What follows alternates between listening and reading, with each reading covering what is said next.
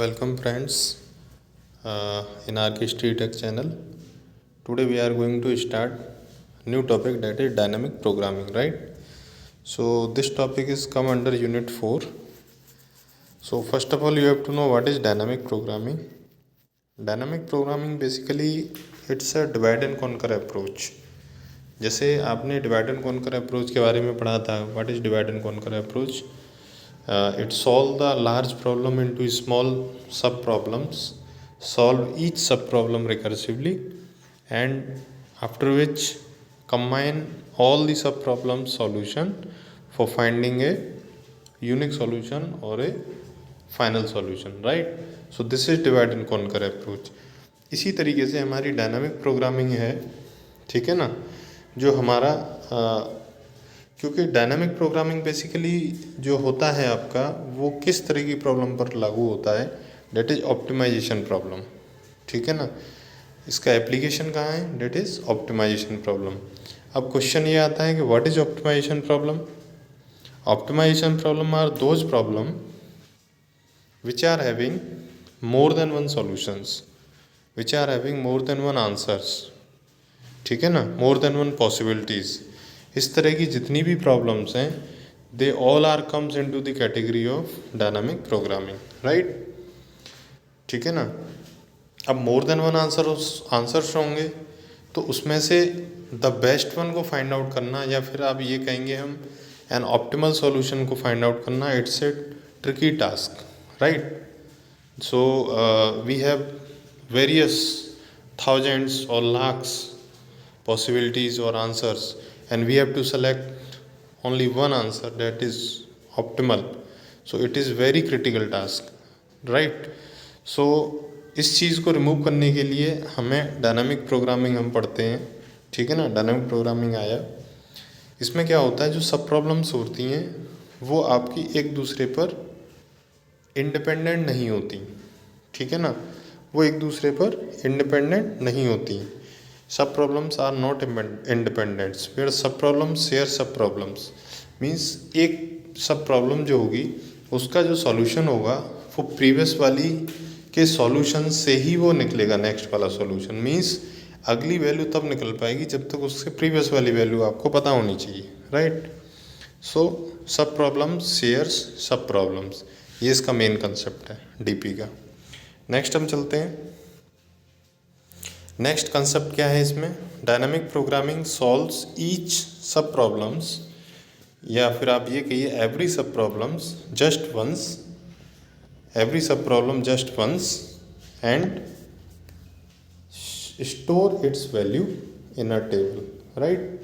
ये क्या करती है कि जो भी आपकी प्रॉब्लम्स होती हैं उसको एक ही बार ये सॉल्व करती है, और इसका जो सॉल्यूशन होगा वो किसी डेटाबेस या फिर आप ये कहिए किसी टेबल में या फिर मैट्रिक्स में उसको स्टोर करके हम रखते हैं, सो डैट उसको फर्दर नेक्स्ट वैल्यू के लिए उसको रीयूज़ किया जा सके, ठीक है ना. मीन्स अगली वाली वैल्यू के लिए पीछे की वैल्यू हमें चाहिए, then we only find out the next value, ठीक है ना. तो उसको हमें स्टोर कराने के लिए हमें कहीं ना कहीं मेमोरी एलिमेंट की यूज़ चाहिए, उसके लिए हम टेबल या फिर हम मैट्रिक्स यूज़ करते हैं, ठीक है ना. तो जो भी आपकी ऑप्टिमाइजेशन प्रॉब्लम्स होती हैं, मेन क्वेश्चन आपका यहाँ से एक और बनता है, what are the optimisation problem. तो मैं पहले ही बता चुका हूँ ऑप्टिमाइजेशन प्रॉब्लम इस तरह की सारी प्रॉब्लम होती हैं जिनके मोर देन वन आंसर्स होते हैं, ठीक है ना. तो ये आपका ऑप्टिमाइजेशन प्रॉब्लम हो गया. अब इसमें जो ऑप्टिमल वैल्यू होती है, ऑप्टिमल वैल्यू आप कौन सी मानते हैं. आप हर समय ये नहीं मानेंगे कि ऑप्टिमल वैल्यू मिनिमम को ही हम समझेंगे, नहीं. It may be maximum, maximum भी ऑप्टिमल वैल्यू हो सकती है. इट मे बी मिनिमम और मैक्सिमम, ठीक है ना. यदि मैं वेट के अकॉर्डिंग बात करूं, ठीक है, तो वेट के हिसाब से तो मैं हल्का पहले कंसीडर करूंगा कोई आइटम, ठीक है ना. यदि ग्रीडी अप्रोच की मैं बात करूं, और यदि प्रॉफिट की बात करें, वैल्यू की बात करें, कीमत की बात करें, तो आप कहोगे सर जिसकी कीमत ज़्यादा होगी वो आइटम मैं पहले सेलेक्ट करूँगा, ठीक है ना. तो इस तरीके से ऑप्टिमल वैल्यू इट में भी मिनिमम और मैक्सिमम कुछ भी हो सकती है. नेक्स्ट चलते हैं. डायनामिक प्रोग्रामिंग एल्गोरिथम जो होती है उसके बेसिकली 4 स्टेप्स होते हैं. देयर आर 4 स्टेप्स, ठीक है ना, through which we can understand easily the dynamic programming. First one is characterise the structure of an optimal solution. जो भी आपका ऑप्टिमल सॉल्यूशन है उसके स्ट्रक्चर को हम करेक्टराइज करते हैं कि हमें किस तरह की प्रॉब्लम फाइंड आउट करनी है, ठीक है ना। Next is recursively define the value of an optimal solution. इसके बाद हम करेंगे, एक बार स्ट्रक्चर डिफाइन होने के बाद हम उसको recursively means one by one सारी प्रॉब्लम को हम फाइंड आउट करना शुरू करेंगे, उसको डिफाइन करना शुरू करेंगे, किसके लिए, उस ऑप्टिमल सॉल्यूशन के लिए, ठीक है ना, जिसके लिए हमने उसको करेक्टराइज किया है, right. Third one is compute the value of an optimal solution in a bottom up fashion, because it is DP is bottom up approach. जब हम पैरेंथेसाइज करते हैं चेन मैट्रिक्स में, उस समय पर भी आपका हम क्या करते हैं, ठीक है ना, उस समय पर हम क्या करते हैं, उस समय जो पैरेंथेसिस जब हम सीक्वेंस निकालते हैं मैट्रिक्स में, तो हम एक ट्री बनाने के बाद हम बॉटम टू टॉप उसको एवेल्युएट करते हैं, so that we will get a final parenthesis order, ठीक है। मैं लास्ट वाली वीडियो लेक्चर में मैं बता चुका हूँ चेन मैट्रिक्स मल्टीप्लिकेशन वाली में, आपने नहीं देखी तो आप उस वीडियो को ज़रूर देखिएगा, तो आपको समझ में आएगा कि how we solve the chain matrix multiplication parenthesize matrix problem, right. Next one is bottom of fashion में उसको एवेल्युएट करने के बाद नेक्स्ट स्टेप हम क्या करेंगे, construct N optimal solution from computed information. जो भी आपकी इन्फॉर्मेशन आपको मिली है उससे हम एक ऑप्टिमल सॉल्यूशन को फाइंड आउट कर लेंगे, या फिर हम आप ये कि ऑप्टिमल सॉल्यूशन को हम अचीव कर पाएंगे। तो these are the 4 steps where every DP problems follow, right. तो ये आपका डायनामिक प्रोग्रामिंग का ओवरऑल हो गया।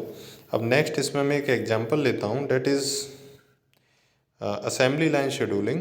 This is the examples of dynamic programming, ठीक है ना, which can solve manufacturing problems. Suppose कोई ऑटोमोबाइल कंपनी है और ऑटोमोबाइल कंपनी के अंदर कोई भी ऑटो या फिर गाड़ी गई है, या फिर कोई भी 4 व्हीलर या फिर बाइक मैन्युफैक्चर हो रही है, then there are several stations in that factory या प्लांट, ठीक है, जहाँ पर सेम टास्क अलग अलग जगह पर परफॉर्म होगा।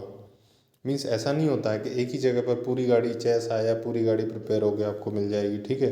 तो उसमें होता क्या है, there are so many assembly lines, assembly line 1, assembly line 2, assembly line 3, assembly line 4, assembly line 5, depend करता है प्लांट कितना बड़ा है, ठीक है। अब उस हर एक असेंबली लाइन पर स्टेशन बने हुए होते हैं, प्लेटफॉर्म बने हुए होते हैं। तो यहाँ पर जैसे मैंने बताया है कि स्टेशन S11, ठीक है, स्टेशन S11। अब जैसे आप यहाँ पर जाएंगे, दिस इज स्टेशन S11, ठीक है। स्टेशन S11 में आप ये मान के चलिए ये आपका स्टेशन S11 है। Next is station S12, next is station S13, next is S1n-1, S1, ठीक है। अब ये S11 क्या है आपका, this is assembly line 1, assembly line 1 station number 1, this stands for S11। Assembly line 1 station number 2, S1, 2, station number assembly line 1 station number 3, S1, 3। इसी तरीके से हम आगे चलेंगे, S1n स्टेशन n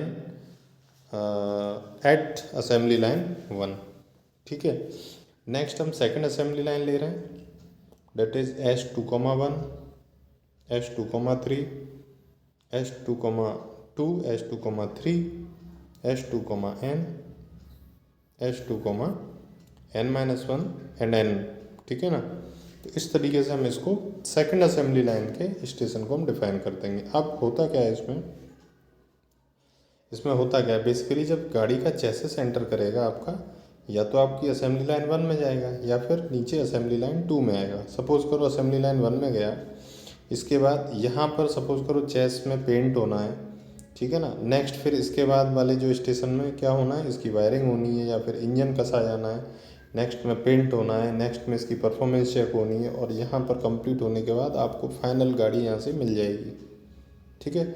इसी तरीके से यदि कोई चेस आपका असेंबली लाइन 2 में एंटर करता है, तो 2 में जो टास्क होगा, 2 असेंबली लाइन के स्टेशन नंबर 1 में जो टास्क हो रहा होगा, वही सेम टास्क आपका ऊपर वाले स्टेशन में, पैरेलल स्टेशन में सेम टास्क होगा। यहाँ पर S12 और S22 सेम टास्क परफॉर्म होगी, S13 S2,3 same task perform होगी, ठीक है ना। इस तरीके से S1n S2n same task perform होगी। अब होता क्या है, जब ओकेजनली आपका जब डिमांड ज़्यादा बढ़ जाती है, या फिर आप ये कहिए दिवाली सीजन या फेस्टिवल सीजन पर जब ऑटो मैन्युफैक्चरिंग की डिमांड जब बढ़ती है कस्टमर से, उस समय पर जब स्पेशल रश होता है, उस समय पर क्या होता है कि कस्टमर ये चाहता है कि मेरी जो गाड़ी है वो मेरे को इमीडिएट जल्दी से जल्दी मेरे को मिल जाए, ठीक है। तो उस केस में क्या होता है, जो यहाँ का जो प्लांट मैनेजर है या हेड होता है, वो क्या कर सकता है, किसी भी स्टेशन, सपोज करो आपकी गाड़ी इस वाले स्टेशन पर खड़ी हुई है, ठीक है। अब इसके नेक्स्ट स्टेशन आपका यदि अभी ब्लैंक नहीं है, यहाँ पर ऑलरेडी काम चल रहा है, जब तक ये स्टेशन खाली नहीं होगा, जब तक चेस आपका यहाँ से यहाँ पर मूव नहीं कर पाएगा, ठीक है। अब वो क्या करेगा, सपोज करो इसके पैरेलल जो नीचे वाला स्टेशन है ये आपका ब्लैंक है, ये आपका खाली हो गया, तो मैनेजर क्या करेगा, यहाँ से आपकी गाड़ी को नीचे वाले इसमें स्विच करा देगा, मीन्स असेंबली लाइन चेंज करा सकता है। अब असेंबली लाइन चेंज कराएगा तो कुछ ना कुछ तो टाइम लगेगा ही लगेगा। वो जो टाइम है डेट इज़ T1,2, वो टाइम मैंने मान लिया T1,2, ठीक है। नेक्स्ट हम बात करते हैं, T1,2 मान लिया।